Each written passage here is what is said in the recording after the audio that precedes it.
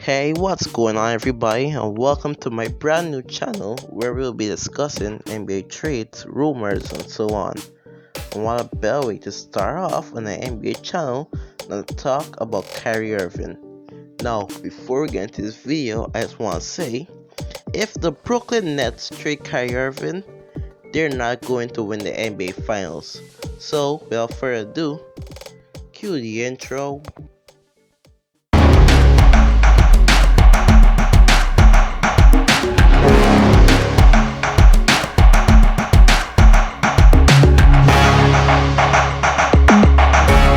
I think Kyrie Irving is the best ball handler in NBA history, and I also think he's one of the best players in the current NBA.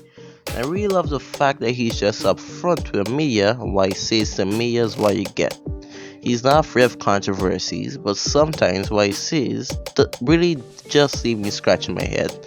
An example for this is his belief that the world is flat.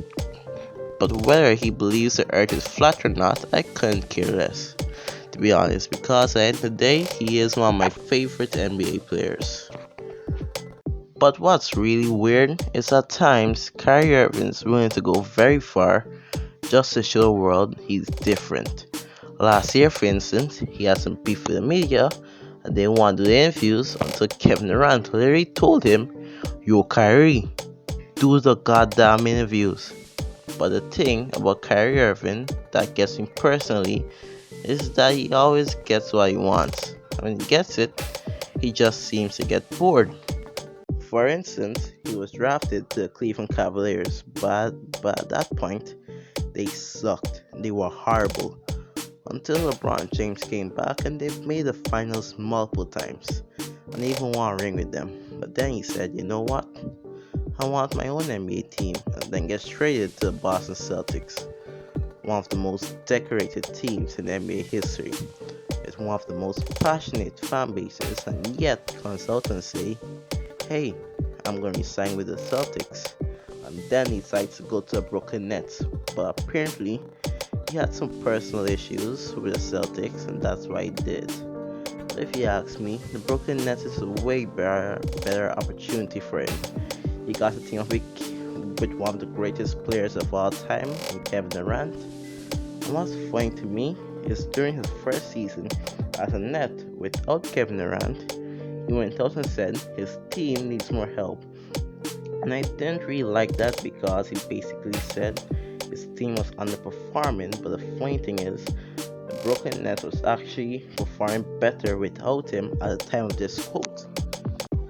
And guess what happened? When Kevin Durant ended up coming back, he still wanted more. Then they got James Harden, he still wants more. They got Blake Griffin, they even went and got the Marcus Aldridge. And I know some of these players are way past their prime. For example, Paul Millsap's 37. Blake Griffin isn't exactly jumping over the rim anymore, but his team is still loaded. It's a freaking super team.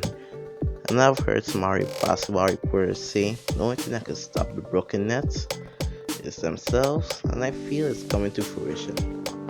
Anyways, let's get to the latest drama, and this just blows my mind.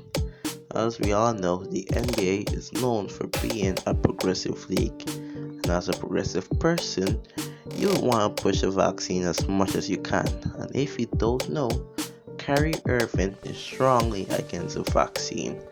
And this is one of the most Kyrie Irving-like ultimatums I've ever seen, which he has to choose between being different or taking the vaccine and making a sacrifice to help his team win a ring. So, according to a very reliable source, the Nets are prepared to make hard decisions on Kyrie Irving. And if Irving remains unvaccinated, the Nets could leave very soon with a decision on whether they allow Irving to come and go with the team in and out of New York or just keep him sidelined altogether, sources said. The Nets has been outwardly supportive of Irving's process to consider vaccination and believe they've listened, supported, and educated him, but the franchise's collective patience will be increasingly tested the longer that Irving stops short of committing to join the team for a full-time basis.